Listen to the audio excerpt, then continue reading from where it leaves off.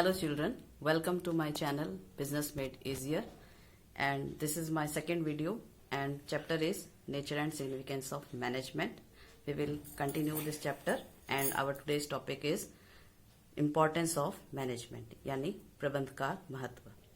Meaning और characteristics हम इसका पहले ही कर चुके हैं. आज हम इसकी इम्पोर्टेंस करेंगे कि प्रबंध की जो महत्व है बिजनेस में, क्या इम्पोर्टेंस होती है, उसकी क्यों जरूरी होता है बिजनेस के लिए.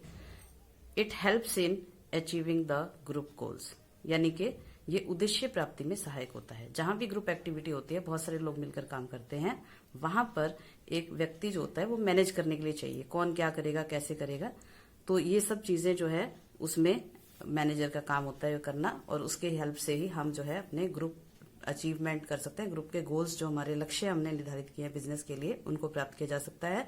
बिना मैनेजमेंट के इसको प्राप्त करना संभव नहीं है. Second importance is it increases the efficiency, कुशलता में वृद्धि करता है. तो क्योंकि ये प्रॉपर ट्रेनिंग से और प्लानिंग के साथ काम करता है, तो इससे वेस्टेज कम होती है, कर्मचारियों की कार्यकुशलता बढ़ती है. तो इससे जो कुशलता में वृद्धि करता है प्रॉपर ट्रेनिंग के द्वारा और प्रॉपर प्लानिंग के द्वारा. Third importance is it creates dynamic organisation, गतिशील संगठन. आपको पता है बिजनेस एनवायरनमेंट निरंतर बदलता रहता है. तो 11th हमने थोड़ा सा पढ़ा भी था कि जो फैक्टर्स होते हैं कौन कौन से एनवायरनमेंट के, तो वो निरंतर बदलते हुए वातावरण के साथ मैनेजमेंट भी अपने बिजनेस में बदलाव करती है, जिससे कि जो हमारा बिजनेस है बदलते हुए माहौल के साथ, बदलते हुए वातावरण के साथ अपने आप को बदल सकता है और जीवित रह सकता है और प्रगति कर सकता है. Fourth importance is it helps in the development of the society. तो समाज के विकास के लिए तो बिजनेस की जो सोशल रिस्पॉन्सिबिलिटीज होती हैं वो भी जो है प्रबंध के द्वारा ही पूरी की जा सकती हैं. तो प्रबंध का महत्व इसमें बहुत ज्यादा होता है कि समाज के प्रति हमारी जो भी जिम्मेदारियां, डिफरेंट स्टेक होल्डर्स जो होते हैं, उनके लिए वो अपनी जिम्मेदारियों को पूरा करता है. Fifth importance is it helps in achieving the personal objectives. ये हमने कल भी पढ़ा था.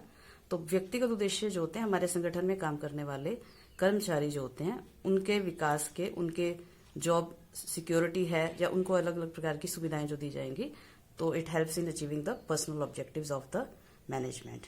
तो लास्ट में हम कह सकते हैं everything minus management is equal to zero. ये क्वेश्चन भी एग्जाम में आता है कि अगर हमारे पास सब कुछ है, मटेरियल, मशीनरी, हमने बहुत अच्छी सुविधाएं बना ली हैं, एसी बिल्डिंग लगा ली है और अच्छी अच्छी महंगी मशीनें हमने इंपोर्ट कर ली हैं, उसके बावजूद भी यदि उसको प्रॉपर से बिजनेस को मैनेज ना किया जाए तो हमारा रिजल्ट जीरो होगा, यानी कि हम अपने टारगेट को अचीव नहीं कर सकते और we will face failure in the business.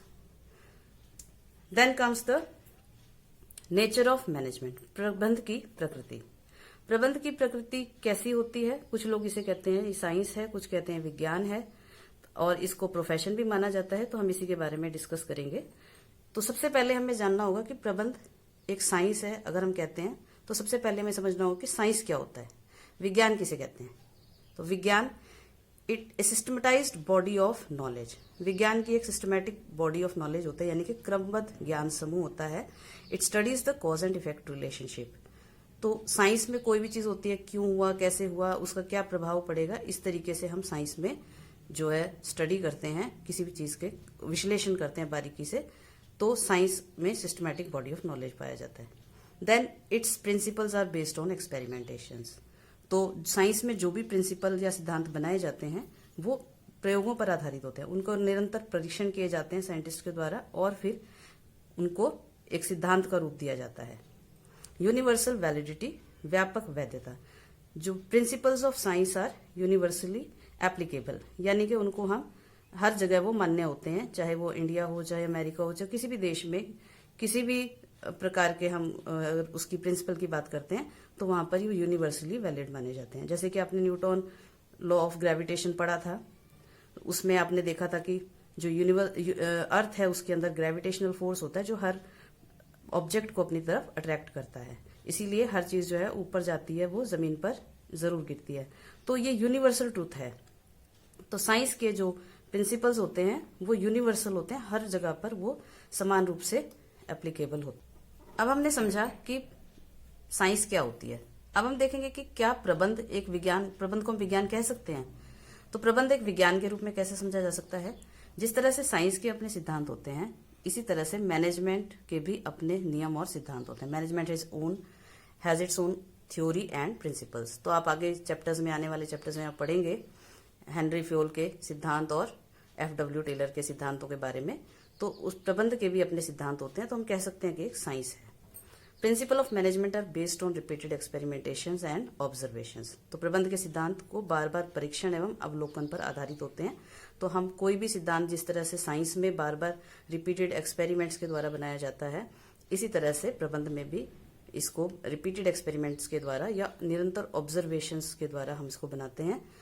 लेकिन इसके सिद्धांत जो होते हैं वो हम लेबोरेटरीज में नहीं बना सकते, जैसे हम साइंस के जो एक्सपेरिमेंट्स करते हैं और उसमें हम प्रॉपर और अप्लाइड साइंस के जो सिद्धांत होते हैं वो ज्यादा रिजिड होते हैं, या हम उसको कह सकते हैं कि उसके जो रिजल्ट्स होते हैं वो ज्यादा एग्जैक्ट होते हैं। लेकिन प्रिंसिपल्स ऑफ मैनेजमेंट जो होते हैं वो इतने एग्जैक्ट नहीं होते हैं, क्योंकि वो ह्यूमन बीइंग के साथ डील करते हैं। तो अलग अलग सिचुएशंस में अलग अलग रिजल्ट्स हमें मिल सकते हैं। तो रिपीटेड एक्सपेरिमेंट्स के द्वारा हमने अपने सिद्धांतों को बनाया होता है। Principles of management are also universal but they do not give the same results when applied. ये मैंने आपको ऊपर लाइन में बताया था, वही बात है। मैनेजमेंट के सिद्धांत जो होते हैं वो बहुत यूनिवर्सल होते हैं। यूनिवर्सल का मतलब है हर प्रकार के संगठन में वो अप्लाई हो सकते हैं, चाहे वो प्राइवेट है, चाहे वो सरकारी है, चाहे वो इंडिया में है, चाहे कहीं भी है। हर प्रकार के संगठन में उसका इस्तेमाल किया जा सकता है। लेकिन क्योंकि हम ह्यूमन बींग्स के साथ डील करते हैं, एक मैनेजर को लोगों के साथ डील करना होता है, तो हर व्यक्ति या हर सिचुएशन में सेम रिजल्ट्स प्राप्त करना साइंस की तरह संभव नहीं होता है। It is not exact science like other sciences but rather a social science because it deals with the people. इसको हम एग्जैक्ट साइंस नहीं कह सकते, जैसे बाकी साइंस होती है बायोलॉजी, केमिस्ट्री, फिजिक्स, जो एग्जैक्ट रिजल्ट्स देती है। लेकिन इसको हम क्या कह सकते हैं? Social science, because it deals with the people, it deals with the human factors of the organisation. तो इस तरह से हम कह सकते हैं कि प्रबंध में विज्ञान के गुण हैं, तो ये एक विज्ञान है। कुछ लोग कहते हैं कि प्रबंध एक कला है। तो प्रबंध एक कला के रूप में अगर हम पढ़ें तो उससे पहले हमें जानना होगा कि कला क्या होती है। कला किसे कहते हैं? Art is skilful and personalised application of existing knowledge. तो जो भी हमारे पास ज्ञान है, थ्योरेटिकल नॉलेज है, उसको हम स्किलफुली और पर्सनलाइज फॉर्म में अप्लाई करते हैं, उसे कला कहते हैं। इसको हम और डिटेल में समझेंगे, कला के विशेषताएं। थ्योरेटिकल नॉलेज, कला के अपने एक सिद्धांतिक ज्ञान होता है। जैसे अगर हम बात करें कि कोई पेंटर है, उसको हम पेंटिंग की बेसिक नॉलेज होती है, कलर्स के बारे में, जो स्ट्रक्चर्स हैं या फिगर्स हैं वो ड्रॉ करने की बेसिक नॉलेज उनको सिखाई जाती है। उसी के बाद वो अपने ज्ञान का प्रयोग कर सकते हैं। इसी तरह से कोई म्यूजिशियन है तो वो अपने संगीत के जो 7 सुर हैं उनको सिखाए जाते हैं। जो बेसिक नॉलेज होती है उनका एक सिलेबस होता है, या अलग अलग प्रकार के जो भी उनको थ्योरी है वो सिखाई जाती है। उसके बाद ही वो उसको आगे अपने अप्लाई कर सकते हैं। उसके बाद है पर्सनलाइज्ड एप्लीकेशन, यानी कि व्यक्तिगत उपयोग, यानी कि जो आर्ट होता है वो पर्सन टू पर्सन उसको डिपेंड करता है किस तरह से वो इस्तेमाल कर रहा है। जैसे कि एक संगीतकार है, वो अपने लिए एक बेसिक जो नॉलेज प्राप्त करके उससे अपनी अलग अलग धुनें बनाता है या अलग अलग प्रकार के काम करता है। इसी तरीके से तो पर्सनलाइज होता है कि हर व्यक्ति की आवश्यकताएं अलग अलग होती हैं। तो कला में आवश्यकता के अनुसार हम अपने जो थियोरेटिकल नॉलेज है उसका प्रयोग करते हुए हम उसकी आवश्यकता अनुसार व्यक्ति की हम उसको वो चीज बना करके देते हैं।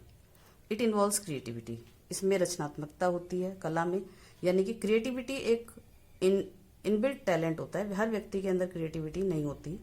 तो क्रिएटिविटी का मतलब होता है कि हमने जो बेसिक नॉलेज सीखी है उसको हम अपनी रचनात्मकता से या अपनी क्रिएटिविटी का प्रयोग करते हुए हम अलग अलग प्रकार से हम उसको किस तरह से यूज कर सकते हैं, उसे क्रिएटिविटी कहते हैं।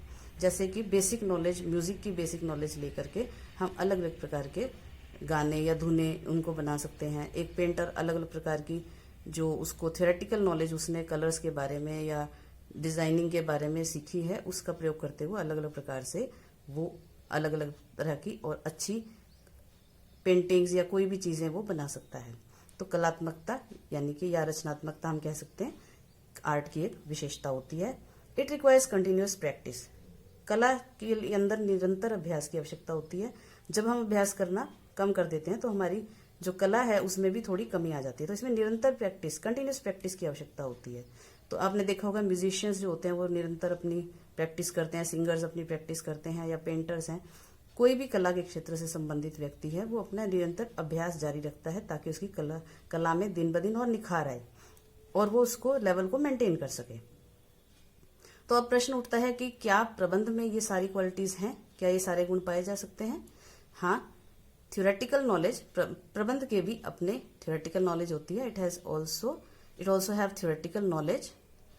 पर्सनलाइज्ड एप्लीकेशन, तो व्यक्तिगत उपयोग होता है। प्रबंध में जो प्रबंधक होता है, मैनेजर होता है, वो भी दिन प्रतिदिन अपनी दिनचर्या में अलग अलग प्रकार की सिचुएशंस को डील करता है। तो अपने जो ज्ञान है, थ्योरेटिकल नॉलेज है, उसको वो अलग अलग सिचुएशंस में पर्सन टू पर्सन या सिचुएशन टू सिचुएशन पे डिपेंड करता है किस तरह से वो उसका प्रयोग करता है और अपनी समस्याओं का समाधान करता है या उनसे काम करवाता है। तो आपने पढ़ा था, हमने फर्स्ट डे जब लेक्चर पिछले में किया था कि it is the art, management is the art of getting the work done through others. तो दूसरों से काम करवाने की कला है। तो ये एक कला की विशेषता हो गई। तो manager deals with different situations, तो अलग अलग प्रकार की सिचुएशन में वो अलग अलग प्रकार के से अपने प्रॉब्लम्स को सॉल्व करता है या काम को करवाता है। इट इन्वॉल्व्स क्रिएटिविटी, तो मैनेजमेंट भी एक क्रिएटिव फंक्शन कहा जा सकता है क्योंकि इसमें हम हर रोज नई नई सिचुएशंस को फेस करते हैं और फिर हम उसके हिसाब से कुछ नया, कुछ आप देखते हो मार्केट में नए नए प्रोडक्ट्स हैं, कुछ भी है, तो वो किस प्रकार से आता है, वो मैनेजमेंट की क्रिएटिविटी की वजह से आता है। कुछ नया ऑफर करना कस्टमर्स को, कुछ नया तरीके आप देख सकते हैं, बिजनेस को चलाने के लिए भी हम कर सकते हैं। कुछ नया करेंगे तभी हमारा बिजनेस आगे सक्सेसफुल होगा। तो creativity is one of the important functions of management. Then management is also continuous process like art, इसमें भी निरंतर प्रैक्टिस की आवश्यकता होती है। जितना मैनेजर पुराना हो जाता है, उसका नॉलेज और एक्सपीरियंस बढ़ता है, उतना ही उसके ज्ञान में वृद्धि होती है और कंटिन्यूस प्रैक्टिस से उसकी जो कला है उसमें निखार आता है। तो इस तरीके से हम कह सकते हैं कि जो क्वालिटीज या जो फीचर्स हम आर्ट में देखते हैं वही फीचर्स हम प्रबंध के अंदर भी देखते हैं। तो हम कह सकते हैं कि प्रबंध एक कला है।